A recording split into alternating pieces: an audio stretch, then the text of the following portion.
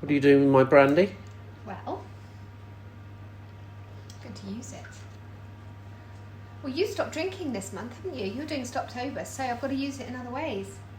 I intend to use all of this in the next month, so there's none left for you when you go back to drinking. Would that be mean? Yeah. Yeah, I won't do that. Can I have some of this tart, though? Of course you can. Fancy something a bit sweet? Apart from you, my love. Apart from you. I'm going to make a slightly different version of my Bakewell Tart, which is in my book. So the Bakewell Tart, there's a lovely lady called Jacqueline, and she used to come for cookery lessons at my house many years ago. Every month we used to have a ball together. We used to do one-to-one cooking, and we invented this tart together. So basically it's a combination of Bakewell Tart and sort of Jamaican flavours of rum, and rum and raisin, so we call it Bakewell Tart. Do you get it? See? Not just thrown together this book, you know. Thought through, mate. So I'm going to change it again.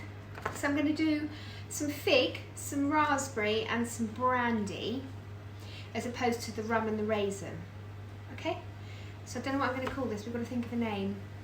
So it's not Bakewell, it'll be something else with the well at the end of it. Brandy, fig and raspberry. Oh, they're all consonants. Bakewell.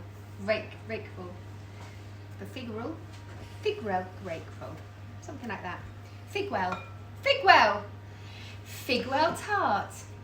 Fine, but where does the raspberry bit come in? It's just going to go in there. Figwell. It's a Figwell Tart. We're going with that. Okay, so very simply, it's a really simple tart. Say nothing. I've got it over for you. I've made already some pastry. So I made some of my yoghurt pastry, which if you want to know how to make, you have to look at another of my videos. And I think it's the chicken pasty one, way back. There's a few times I've used it, and so you just need to look at one of the other videos for the recipe. I'll put the ingredients of it up on my YouTube channel. But it's very, very easy to make. It just is yogurt, butter and flour. Okay, so it gives this lovely sort of flaky pastry, which is very mouldable and you can use in so many different ways. Oh, I just remembered it's probably on my peach flan, peach thing. Anyway, I'll point it out to you at some point. People are going to be very much clearer in that description. Yes. I'll find it and I'll put it at the bottom, and so everyone will be able to find it. It's not a problem. Anyway, so basically I made the pastry and I've already lined. I'm in my slippers today, just to say. So if you're wondering why I'm shuffling a bit, it's because I am shuffling in my slippers because my toes are cold. I've lined a loose bottom cake tin, okay, with a pastry, and it's all lovely and cold. So there we go. That's all ready to take the rest of the ingredients. I'm getting there, John. I know I'm taking a while, aren't I? I'm going to measure out 4 ounces of light brown muscovado sugar. I've got 4 ounces of sugar in here. So I'm just going to go back to butter. 0. Yeah, butter, yeah. So I've got 4 ounces of butter in there, or 100 grams. So I'm now going to do the same again of sugar. Okay, so light brown muscovado.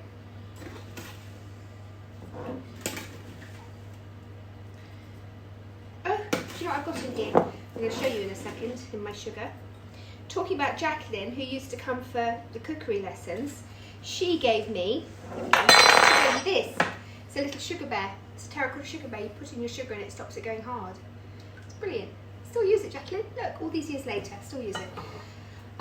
So let's mix this together, and I'm going to tell you about the other ingredients. They're basically amaretti biscuits, crushed, and some egg. So I'm making a frangipane really, and ground almonds as well, but not just using the almonds, I'm using the amaretti as well.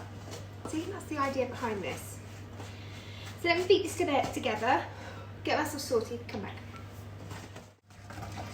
Right, I'm all together now. I'm kind of feeling a little bit more together.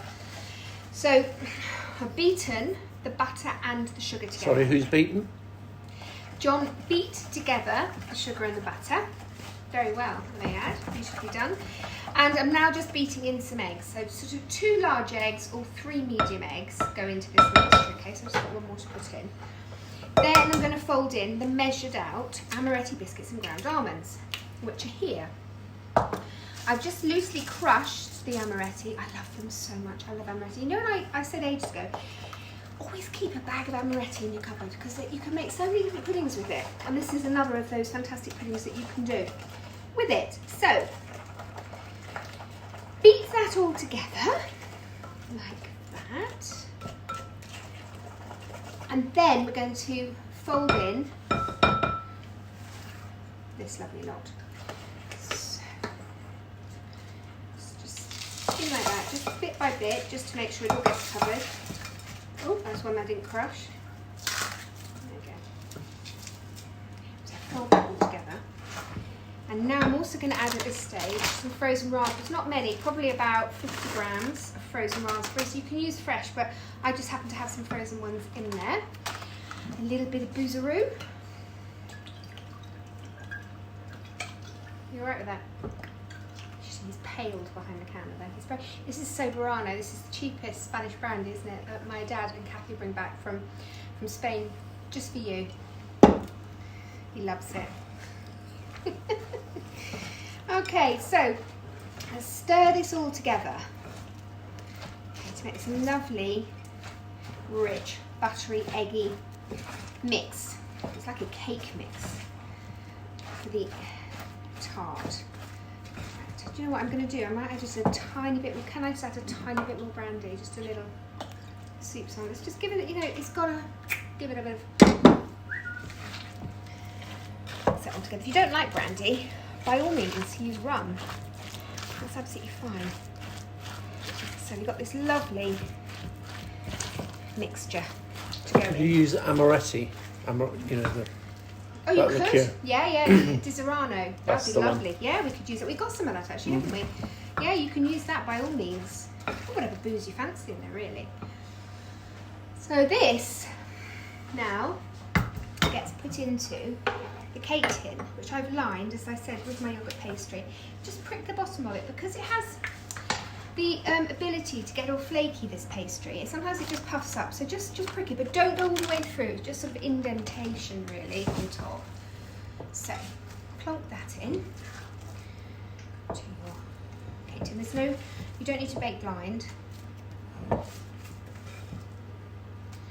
you go, so you've got some raspberry, almondy, brandy combination going on in there. So just smooth that down. And then we're going to just slice some figs over the top, using that lovely fruit this time of year. So this is kind of autumnal really, isn't it? Use some nice, if you wanted to, because I know there's still raspberries coming down from Scotland, the autumn ones. So you can use some fresh ones. Or as I said, just a few frozen, okay? Just try that. Hello. Okay, let's just slice down the figs and we'll just lay them over the top. And they'll get all squidgy. I was tossing up between doing this or I was thinking of doing like a fig custard tart as well, which is quite nice. Sort of honeyed and a little bit of saffron in there, but we could do that another time.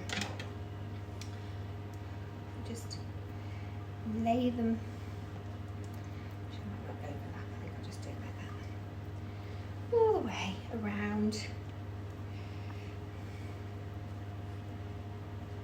like that. Just do one more, and then, what do you think, John? Looks lovely. I think it's going to be quite lively, this, isn't it? Yes, I think I will just do a few because I've got these little ends, so I'll just do that with them. Don't like to waste, I mean I know you'll eat those, so that'll be fine. Right, so that then gets plonked into the oven. So we do it initially at 200 for about 15 minutes.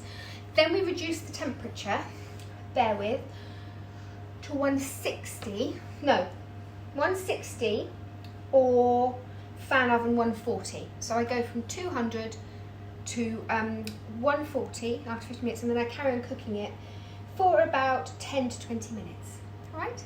I'm reading it off my book because it's quite good. I'm actually a bit more obvious sometimes. Sometimes I don't even know how long I'm going to cook it for, do I? I just put it in and hope for the best. But today I know what I'm doing because I've tested it before. Anyway, I'm going to put it in the oven now. So come back. That took about 5 minutes extra in the oven, actually, but it's perfect. Look at it. It smells so delicious. It's scrummy. Look at that. All those lovely figs on top. And then the sort of firm, sort of cakey mixture in the middle. Honestly, it's really, really scrumptious. I'm just going to pop it on an upturned pudding basin. So it's just very easy then. It just, gravity does the rest. It just takes it off. I'm going to try with my little doodah to get it off this metal bottom. I always say though, if it's not that easy to take it off, just leave it on. There is no law in the land that says you have to take it off the bottom. I'm going to give it a go. I'm vaguely successful in doing it, but sometimes if it just sticks, just leave it on there. No one is going to really tell you off for it. Just slide, take off.